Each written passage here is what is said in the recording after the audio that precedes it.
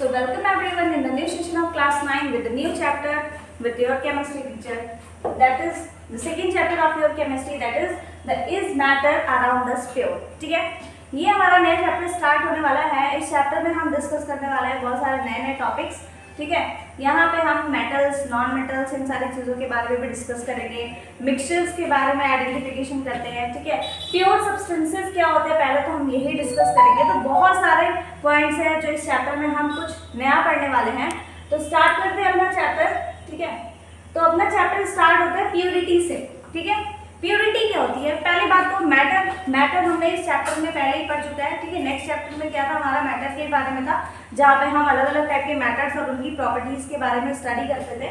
यहाँ पे हम उस मैटर को डिटरमाइन करते हैं प्योर और इनप्योर में, यानी कि प्योर और मिक्सचर में। ठीक है, और फिर उनकी फर्दर क्लासिफिकेशंस को अलग अलग पार्ट वाइज स्टडी करते हैं। तो यहाँ पे हमारा पहला टॉपिक क्या होने वाला है कि प्योरिटी क्या होती है। प्योरिटी, ठीक है, प्योरिटी को पढ़ने से पहले हम इस टेबल को कंप्लीट करेंगे। इस टेबल में क्या है? मैटर क्या है हमारा, ये हम अपने प्रीवियस लेक्चर में ही कंप्लीट करके आए हैं कि मैटर कोई भी ऐसी चीज जिसके पास मास हो और स्पेस हो, वॉल्यूम हो, वो क्या कहलाता है? हमारा मैटर कहलाता है। ठीक है, उसे हम मैटर बोलते हैं। मैटर जो होते हैं वो टू टाइप्स के होते हैं। ठीक है, मैटर जो होते हैं वो टू टाइप्स के होते हैं। कौन कौन से? प्योर और इनप्योर। ठीक है, मैटर टू टाइप्स के होते हैं, pure and impure. Pure matters क्या होते हैं? ऐसा कोई भी मैटर, ठीक है, जिसमें जो एक मैटर बना है वो सेम टाइप के एटम से मिल करके बना होता है, उसको बोलते हैं प्योर मैटर या प्योर सब्सटेंस। ठीक है, ऐसा कोई भी सब्सटेंस जो वन टाइप के एटम से कंबाइन होकर के बनता है उसको बोलते हैं प्योर सब्सटेंस। और इनप्योर सब्सटेंस क्या होते हैं? ऐसा कोई भी मैटर जो बहुत सारे प्योर सब्सटेंसेस को कंबाइन करके बनता है उसे हम बोलते हैं इम्प्योर सब्सटेंस। ठीक है, तो प्योर सब्सटेंस क्या हुआ? जो वन टाइप के एटम से मिलके बना, वन टाइप एटम। और इम्प्योर क्या हुआ? जो मल्टीपल प्योर सब्सटेंस को कंबाइन करके बना।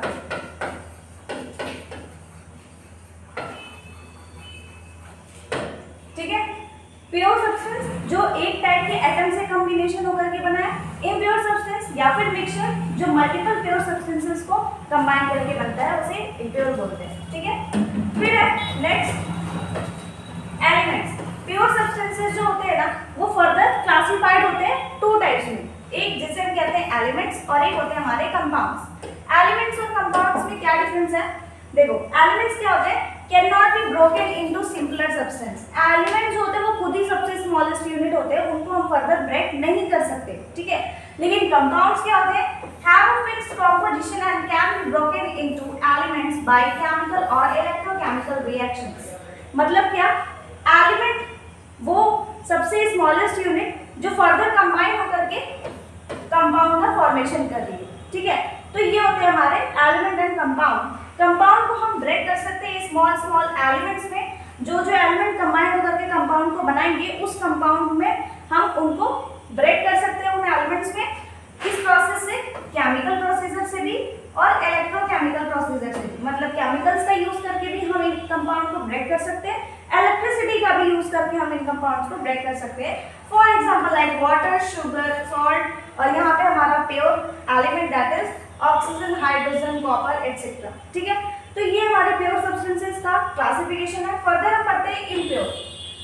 इम्प्योर को हम लोग मिक्सचर भी बोलते हैं क्योंकि यहाँ पे बहुत सारे प्योर सब्सटेंसेस को कंबाइन किया जाता है। ठीक है, तो इसीलिए इसको हम मिक्सचर वर्ड भी यूज करते हैं। ठीक है, यहाँ पे जो हमारा मिक्सचर होता है वो टू टाइप्स का होता है, homogeneous mixture and heterogeneous mixture.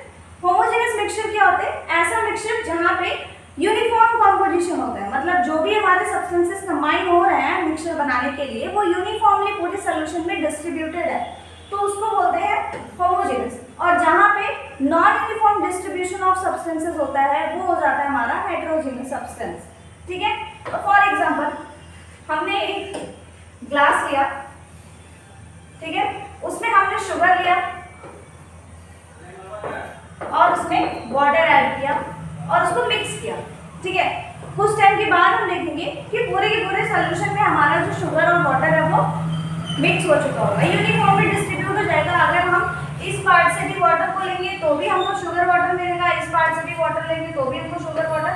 तो हर एक क्वेश्चन में यूनिफॉर्म डिस्ट्रीब्यूशन हो जाएगा, हम कहीं से भी यूज कर ले वाटर को, हमें हर जगह शुगर वाटर कंबाइन होकर के दिखेगा। लेकिन अगर हम एक नॉन यूनिफॉर्म डिस्ट्रीब्यूशन देखना चाहते हैं तो हम लेते हैं वाटर, और वाटर में हमने ऐड कर दिया सैंड, ठीक है।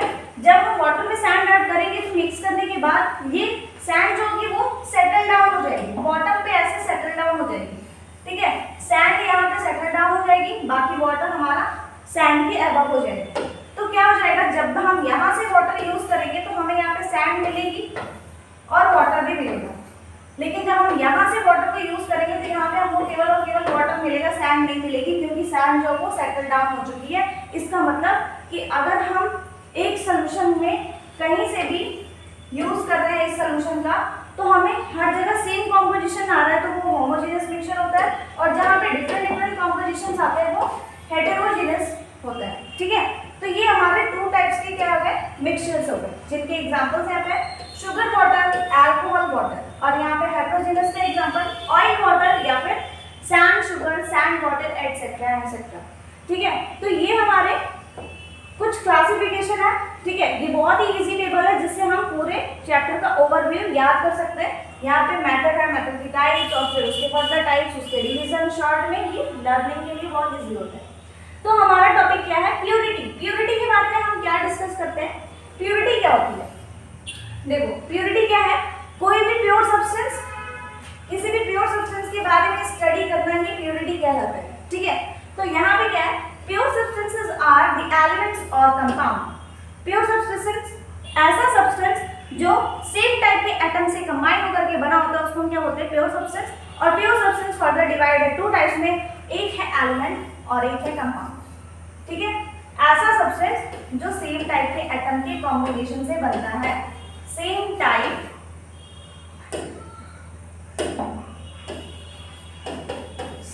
ऑफ एटम्स, ठीक है। जहाँ पे सेम टाइप के एटम्स कंबाइन होते हैं और एक सब्सटेंस का फॉर्मेशन करते हैं, वो होता है हमारा प्योर सब्सटेंस।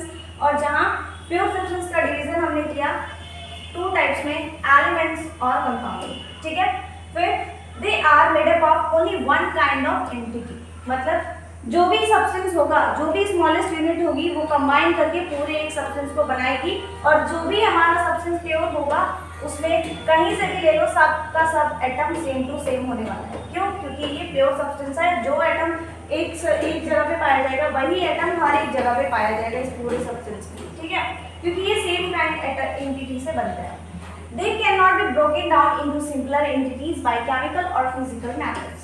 क्यों, क्योंकि ये खुद ही सबसे स्मॉलेस्ट यूनिट होते हैं, इनको हम फर्दर ब्रेक नहीं कर सकते। They have a fixed composition, इनका कॉम्पोजिशन जो होता है वो फिक्स्ड होता है। एलिमेंट्स जो होते हैं हमारे, इनका कॉम्पोजिशन क्या है, ये फिक्स्ड है, प्योर सब्सटेंसेस फिक्स्ड होते हैं। लेकिन अगर हम वही मिक्सचर बनाते हैं ना, तो मिक्सचर में कॉम्पोजिशन वेरी कर सकता है, वो हमारी ओन चॉइस पर डिपेंड करता है। जैसे like diamond, just like carbon dioxide. अभी मैं वाटर की बात कर रही हूँ, तो हम हमेशा वाटर का फॉर्मूला यही लिखते, कभी हम ऐसा नहीं लिख देते H12O6 या O16, ऐसा हम कुछ नहीं लिखते, ठीक है। हमेशा जब हम वाटर बोलेंगे तो यही चीज लिखते हैं। क्यों, क्योंकि हमें पता है कि वाटर का कंपोजिशन यही है, H2 और ऑक्सीजन का 1 मॉलिक्यूल, ठीक है, ठीक है। तो यहाँ पे हमको पता है कि हमारा जो H2 है वो हमेशा एक ऑक्सीजन और 2 हाइड्रोजन को कंबाइन करके ही बनता है, इसीलिए हम हमेशा H2O के लिए ये वर्ड, वाटर के लिए ये वर्ड रिप्रेजेंट करते हैं, ठीक है। हम कभी भी और कोई कॉम्पोजिशन इसमें और अपने से ऐड करके नहीं लिखते, ठीक है। तो ये क्यों हम ऐसा ही लिखते हैं बार बार, जब भी प्योर सब्सटेंसेस के बारे में डिस्कशन करना होता है तो हम हमेशा H2O ही क्यों यूज करते हैं, क्योंकि हमें पता है जो प्योर सब्सटेंसेस होते हैं उनका कॉम्पोजिशन होता है फिक्स्ड, ठीक है। अगर उनका कॉम्पोजिशन फिक्स नहीं होता तो हम अपने चॉइस के अकॉर्डिंग कभी हम H12O14 लिखते, कभी HO16O लिखते, ठीक है। तो कुछ भी हम लिख सकते थे, लेकिन हम हमेशा H2O को, वाटर को ऐसे ही रिप्रेजेंट करते हैं, कार्बन डाइऑक्साइड को हमेशा CO2 से ही रिप्रेजेंट करते हैं, ऑक्सीजन को हमेशा O2 से ही रिप्रेजेंट करते हैं, क्योंकि हमको पता है प्योर सब्सटेंसेस का जो कॉम्पोजिशन होता है वो फिक्स्ड एंड डिफाइंड होता है, ठीक है। तो ये हम यूज करते हैं प्योर सब्सटेंसेस को रिप्रेजेंट करने के लिए एक फिक्स्ड अमाउंट में एलिमेंट्स को कंबाइन करते हैं। लेकिन अगर वही मिक्सचर होता तो वो हम अपनी चॉइस के अकॉर्डिंग अलग अलग कॉम्बिनेशन में यूज कर सकते थे। ठीक है, पहला पॉइंट यहाँ पे हमें क्या बताता है, a substance that only contain one type or class of atom is said to be an element, उसे हम एलिमेंट बोलते हैं। ऐसा कोई भी सब्सटेंस जिसे बनाने के लिए केवल एक टाइप का एटम यूज हुआ होता है उसको हम कहते हैं एलिमेंट। ठीक है, एलिमेंट, और एलिमेंट क्या है, एक pure substance. Element is a pure substance. ठीक है, since it can not be altered through physical और केमिकल मीन्स, और इसमें हम जो हमारे एलिमेंट्स होते हैं उनको कभी भी अल्टर, उनको कभी भी चेंज नहीं कर सकते। एलिमेंट्स हमेशा फिक्स्ड होते हैं, उनका मास, उनका जो वेट है, एटॉमिक नंबर है, सब कुछ फिक्स होता है। ठीक है, एलिमेंट हमेशा डिफाइंड होते हैं, हम इसमें कुछ एक्स्ट्रा ऐड नहीं कर सकते, ना ही इसमें से कुछ सब्ट्रैक्ट कर सकते हैं। ठीक है, और ना ही हम इनको ब्रेक कर सकते हैं फर्दर इनटू स्मॉलर पीसेस। ठीक है, ना ही हम इनको ब्रेक करके, ना ही इनसे कुछ ऐड करके न्यू चीज़ों को बना सकते हैं। ठीक है, the majority of elements are, elements को हम बस क्लासीफाई कर सकते हैं into different groups on the basis of their different properties, जैसे कि metals, non metals and metal. Elements का केवल क्लासिफिकेशन होता है, एलिमेंट को हम डिवाइड नहीं कर सकते, ना ही उससे कुछ नया बना सकते हैं, बस उसका क्लासिफिकेशन करते हैं। और एलिमेंट क्लासिफाई होते हैं 3 ग्रुप्स में, एक मेटल, नॉन मेटल और मेटल। ठीक है, ये 3 ग्रुप्स है जहां पे हम एलिमेंट्स का क्लासिफिकेशन करते हैं। ठीक है, फिर pure substances typically only include one type of atom or molecule and are homogeneous in nature. Homogeneous word का मतलब क्या होता है, जहां पे यूनिफॉर्म डिस्ट्रीब्यूशन होता है उसे हम बोलते हैं होमोजेनस। ठीक है, तो जो हमारे प्योर सब्सटेंसेस होते हैं वो होमोजेनस होते हैं, मतलब उनका जो डिस्ट्रीब्यूशन होता है, उनके जो एटम्स का डिस्ट्रीब्यूशन होता है वो यूनिफॉर्म होता है। अगर हम ये एक प्योर सब्सटेंस को लिया है, यहाँ पे जो एटम होगा उस एटम की जो भी प्रॉपर्टी होगी वैसा ही एटम इस पूरे प्योर सब्सटेंस में पाया जाएगा। ठीक है, उसकी वही प्रॉपर्टी हर एक एटम में हमको नजर आएगी। ठीक है, तो ऐसा होता है हमारा pure substance. Most of the time, बहुत बार हमने ऐसा भी देखा है कि composition of this chemical is constant और यूनिफॉर्म। ठीक है, केमिकल्स का जो कॉम्पोजिशन होता है वो हमेशा, या कभी कभी हमने ऐसा भी देखा है कि वो यूनिफॉर्म होते हैं और फिक्स्ड होते हैं। ठीक है, जैसे अभी वाटर के बारे में बताया था ना कि जब भी हम वाटर बोलेंगे तो हम हमेशा H2O ही यूज करेंगे, कभी एक्स्ट्रा से, कभी इसको हम F2O या F2Z ऐसा कुछ और अपने मन से नहीं लिख सकते। जब भी यूज करेंगे H2O ही यूज करेंगे। क्यों? क्योंकि इनका कॉम्पोजिशन डिफाइंड होता है। ठीक है, और फिक्स। इनके बॉइलिंग और मेल्टिंग पॉइंट भी कांस्टेंट होते हैं, फिक्स होता है। वाटर का अगर हम बॉइलिंग और मेल्टिंग पॉइंट देखना चाहें तो एकदम से फिक्स्ड होता है। ठीक है, तो जो प्योर सब्सटेंसेस हैं उनका ब्रेकडाउन नहीं हो सकता, ना ही उनको हम कुछ ऐड करके कुछ नया क्रिएट नहीं कर सकते, बस हम उनकी प्रॉपर्टीज के बारे में स्टडी कर सकते हैं, उनका क्लासिफिकेशन कर सकते हैं। ठीक है, और ये जो हमारे इनके बॉइलिंग और मेल्टिंग पॉइंट होते हैं वो डिफाइंड होते हैं, फिक्स्ड होते हैं। ठीक है, इन अ केमिकल रिएक्शन, कभी भी हम केमिकल रिएक्शन में जब कभी हम प्योर सब्सटेंस का यूज करते हैं तो वहां से हम जो रिजल्ट आने वाला उसको पहले ही प्रिडिक्ट कर सकते हैं, क्योंकि हमको पता है कि जितना हमने ऐड किया है वैसा ही कुछ प्रोडक्ट हमको आगे मिलने वाला है। सपोज यहाँ पे मैंने एक एग्जांपल लिया, just like CO2 plus H2O। ठीक, अब यहाँ से हम इसको कंबाइन करेंगे, बस हम इसका मोल इंक्रीज और डिक्रीज कर सकते हैं, मतलब हम कितने अमाउंट में कार्बन डाइऑक्साइड ले रहे हैं ये बढ़ा सकते हैं, कम कर सकते हैं, लेकिन कभी हम कार्बन डाइऑक्साइड के फॉर्मूले में कुछ एक्स्ट्रा चेंज नहीं कर सकते। ठीक है, तो हमने यहाँ पे कार्बन डाइऑक्साइड और H2O को मिला करके क्या बना लिया, C6H12O6। ठीक है, हमने ग्लूकोज बना लिया, और इस आंसर को हमने पहले से ही प्रेडिक्ट कर दिया, क्योंकि हमको पता है कि जो हमारा न्यू सब्सटेंस बनने वाला है वो इन्हीं के कंपोजिशन से बनेगा, जितना हम इधर इसका वेट यूज करेंगे उतना ही हमको प्रोडक्ट में मिलेगा। ठीक है, तो यहाँ पे प्योर सब्सटेंसेस का जो प्रॉपर्टीज है, जो वेट है, जो मास है, वो सब कुछ प्रेडिक्टेबल होता है, फिक्स्ड होता है, बॉइलिंग मेल्टिंग पॉइंट, और इनका क्लासिफिकेशन एलिमेंट्स काम करते हैं 3 पार्ट्स में, मेटल, नॉन मेटल और मेटलॉइड। ठीक है, ये हमारे होते हैं प्योर सब्सटेंस। फिर नेक्स्ट होते हैं अपने कंपाउंड, जहाँ पे अभी हमने एलिमेंट्स के बारे में स्टडी की। ये हमारा कंपाउंड, जो कि second type of pure substance होता है। ठीक है, कंपाउंड्स क्या है? Compounds are the substance consist of 2 or more different types of element in a fixed ratio।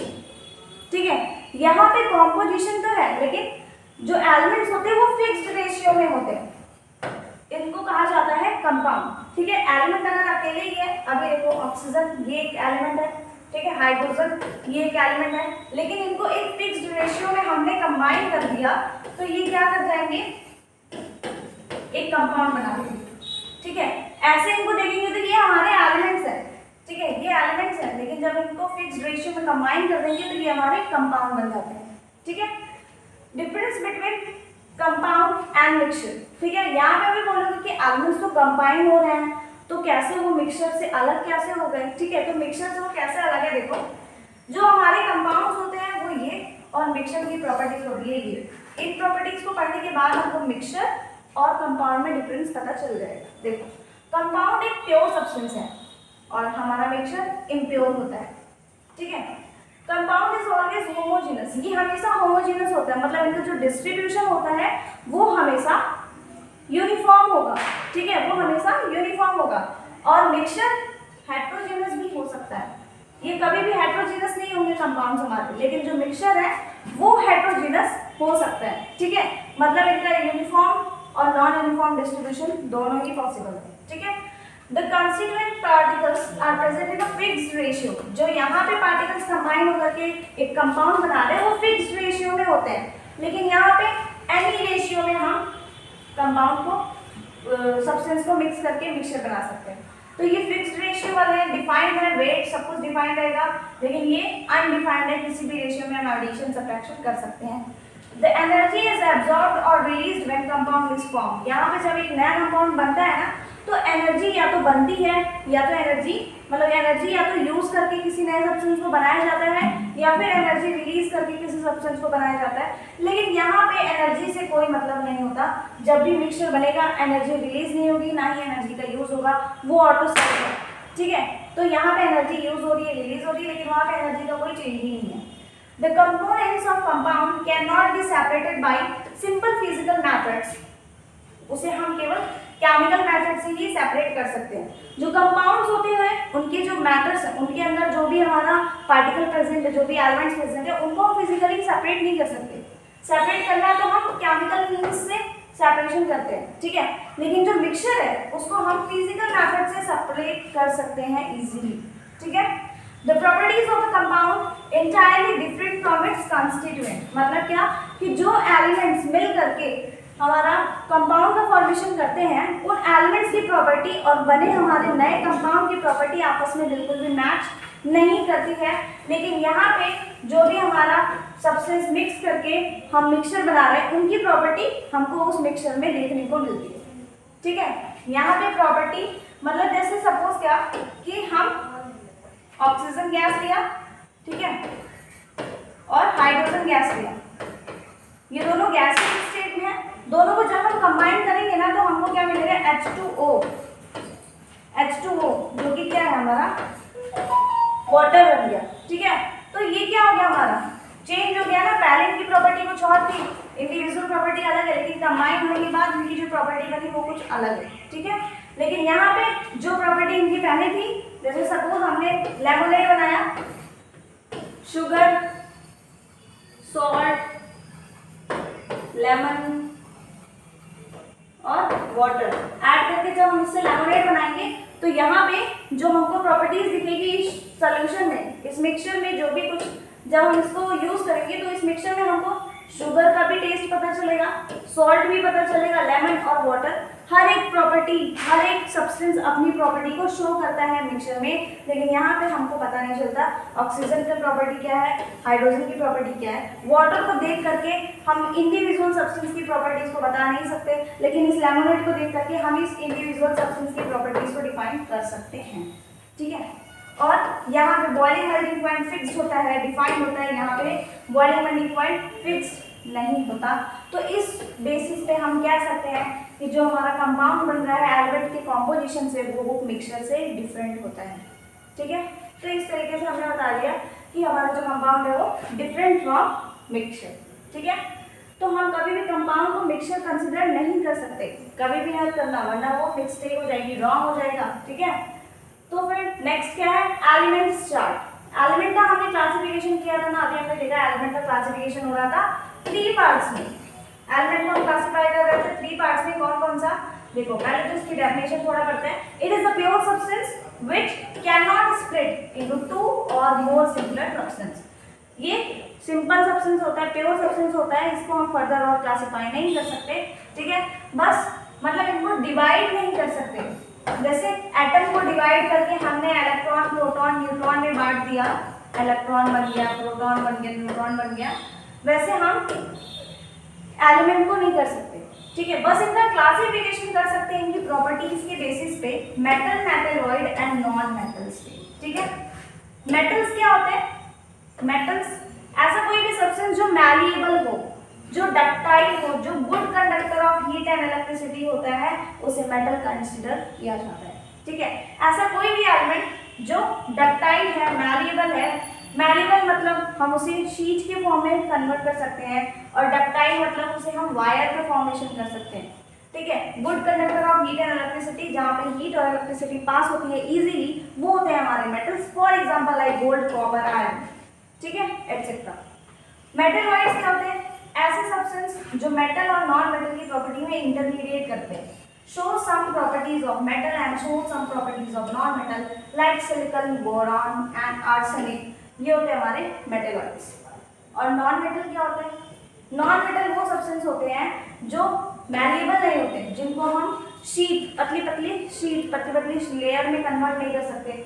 Ductile, जिनसे हम तार का फॉर्मेशन नहीं कर सकते, वायर जैसा स्ट्रक्चर कभी भी नहीं बनता नॉन मेटल से. ठीक है, और ये bad conductor of heat and electricity होते हैं, इनमें से इलेक्ट्रिसिटी और हीट कभी भी फ्लो नहीं होती है, इसे हम बोलते हैं non metal. For example sulphur oxygen, etcetera. ठीक है, एटसेट्रा. तो ये क्या हमारे एलिमेंट्स का classification into metals, metalloids, non metals. ठीक है, एलिमेंट को हम क्लासिफाई कर सकते हैं लेकिन डिवाइड नहीं कर सकते एटम्स की तरह. ठीक है, फिर है एलिमेंट्स की प्रॉपर्टीज. ठीक है, यहाँ से हम अपना लेक्चर एंड करते हैं. बाकी टॉपिक्स हम नेक्स्ट लेक्चर में कंटिन्यू रखेंगे. और अगर यहाँ तक कोई डाउट है, you can ask in the comment section. Thank you very much.